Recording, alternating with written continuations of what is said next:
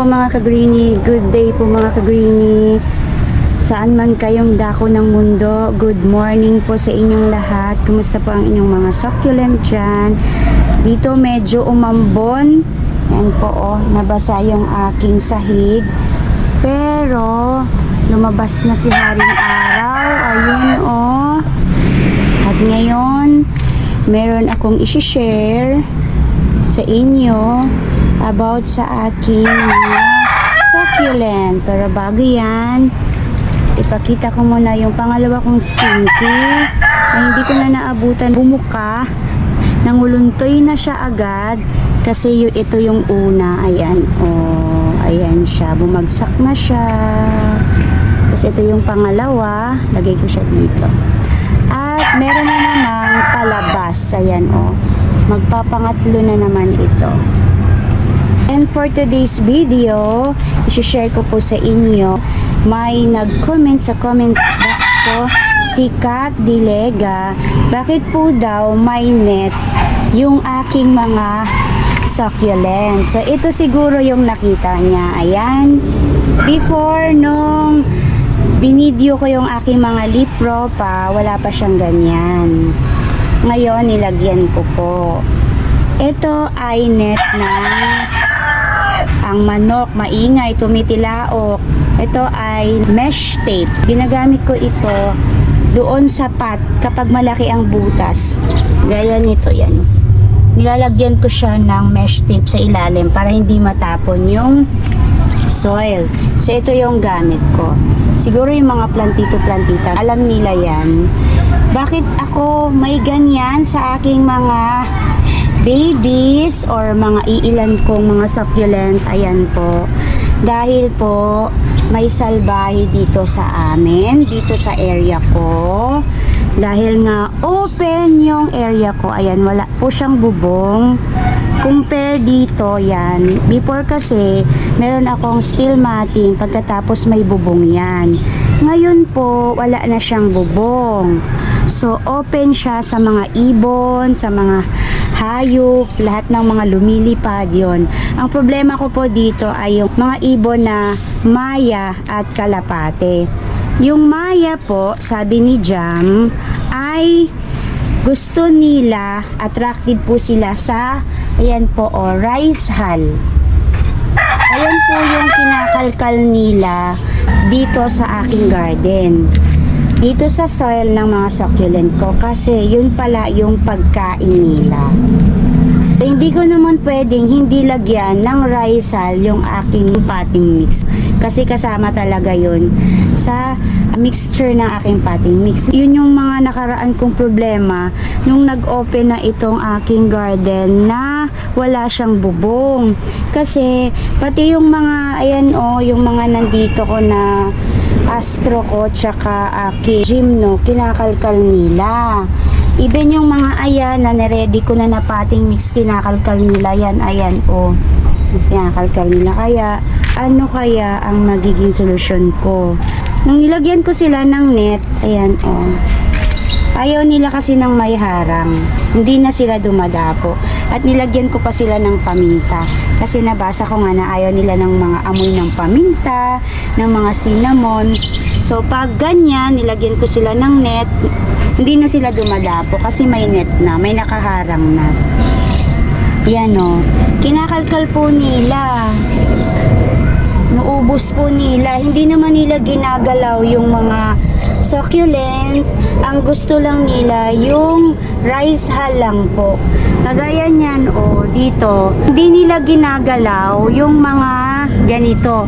Yung wala silang pagpupwestuhan or wala silang makakalkal.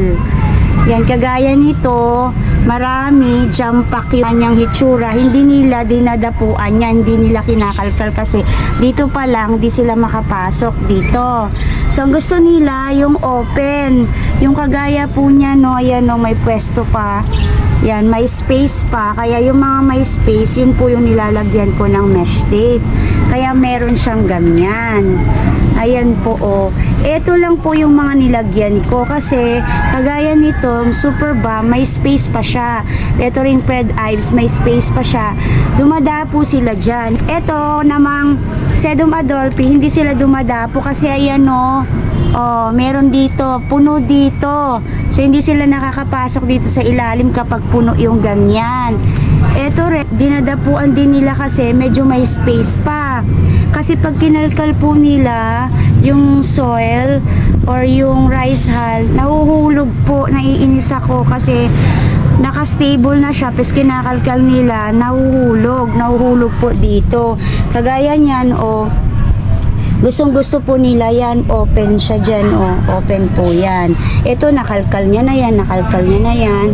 Ang ginagawa ko, nilalagyan ko siya ng mesh tape. Ngayon wala lang kasi napansin ko din na sila pumupunta dyan. Kaya yung mga walang mesh tape, hindi nila pinupuntahan. Ayan, itong side na to, hindi nila pinupuntahan. Ito lang yung gusto nilang puntahan kasi mataas siya. Yan, ito yung moonstone ko, yung ghosty ko, gustong gusto nila yan. Tsaka itong Marinee ko, I meant to say, yung Marinee, hindi nila dinadapuan kasi ayan, no, jam pack. Wala silang pupwestuhan. Parang wala silang nakikitang rice hull. Even yung mga nandito, di nila dinadapuan. Kagaya nitong stinky, di rin nila dinadapuan. Ang dinadapuan nila dito, eto, kasi ayan, oh, yung aking donkey's tail. Nagka-stem rot siya, kaya ganyan yung natira. Nilagyan ko siya kasi ayan, no, may space. Kinakalkal nila. Ito rin yung aking Wonder Money. Ayan, oh, lumiit sa kakakalkal nila. Ito yung ruby necklace ko din. Kinakalkal din nila. Tsaka ito, yung actinia ko variegated. Sila yung may mga net. Kasi sila yung dinadapuan. Usually, yung mga nandito sa taas, ayan yung mga nilalagyan ko ng net. Ayan. Kasi, kinakalkal nga nila. Pagdating dito, hindi naman. Dito sa baba. Maliban sa naglagay ako ng net, meron din po akong, ayan, toy. Naglagay ako ng top toys kasi nabasa ko at nakita ko na pwede daw maglagay ng mga toys, top toys, o yung mga object, manika, manikin, toys na may mata, may ilong, kasi ayaw nila pumunta kapag may tao po. O, di sila pumupunta, di sila dumadapo dito. Madalas kasi Titi Belen nandoon, yan, dyan sa kanila, dyan siya pumapesto, si Ate Belen. Umaalis sila kapag may tao. So, nabasa ko na pwedeng maglagay ng mga plug, mga top toys, mga mannequin na hitsurang tao or nakakatakot, ganon. Eh, wala naman akong mannequin, meron akong toys. Ayan. Di ko alam kung si Teddy Bear ba yan. Diyan ko siya punmesto. Nung nilagay ko nga dyan, niles yung mga mga ibon. Kasi nga, piling nila may matang nakatingin sa kanila. Mga maya sila. Mga salbahing maya. Ayaw ko nga sabihin salbahe, gusto ko sila mabait eh. Maliban sa daga na nangangain ng ilalim ng mga succulent ko, na wala ko man sila, na kung may isa rin akong problema, yun nga yung mga maya. So, nales yun nung naglagay ako ng mga net. Yan, hindi na nila dinadapuan yan. Ayan, hindi na rin nila dinadapuan. Merong yang paminta kasi ayaw nila ng amoy na yon. Iilan lang naman. At saka, naglagay ako ng toys. Hindi na lumalapit o kaya lumalayo yung mga maya kapag nandito ito, kasi nga ayan, o may mata, may ilong, pes gumagalaw siya, kala ng mga maya o mga ibon, tao siyang bantay. Kaya malaking tulong pa ito sa akin. Di ko po siya talaga inaalis dyan. Ayun po, sa mga nakakapansin na may ganyan po yung aking mga succulent dito sa taas at saka dun sa leaf propagation ko, ayun po yung reason ko, dahil may mga maya na mababait po dito. Grabe. Kasi open na nga, ayan no, marami po sila.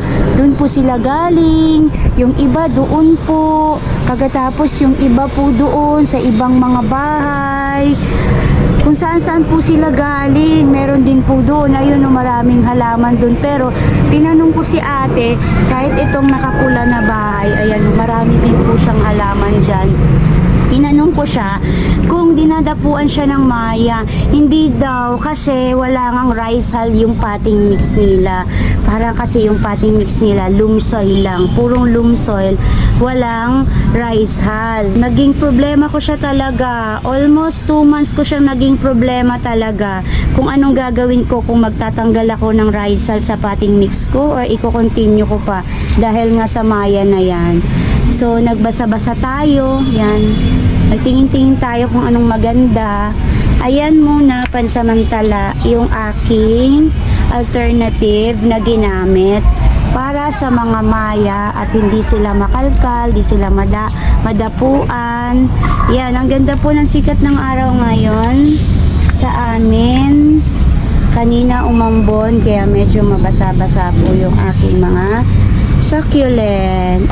Sa nag-comment kung bakit meron pong mga ganyan ang aking mga succulent, sana po nasagot ko ang inyong katanungan.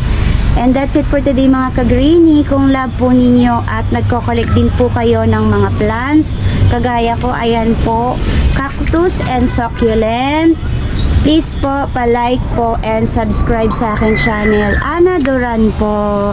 At sa mga hindi pa po naka-follow sa aking FB account, Ka-Greenie Ana po. Thank you Lord sa araw na ito. May God bless you all. Bye-bye po mga Ka-Greenie.